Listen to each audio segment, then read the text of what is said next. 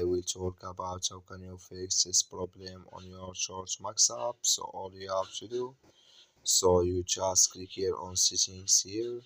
When you click here on settings, it's going to take you to this list here. Then all you have to do, so you just go down here, then you click here on apps, then come to apps list here, and here you're looking for Shortmax, or just click on search.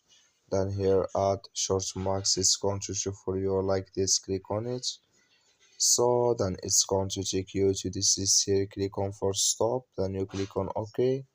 Then you go down, just click here on storage, come to storage list here, just click on clear cache. Then all you have to do, so you just go to your Play Store here, click on it. Then here you search here for Shortmax. It's going to show for you like this. You will find here if this, click on it, then it's going to work with you. That's all you have to do. Thank you for watching. Don't forget to support us by liking and subscribe.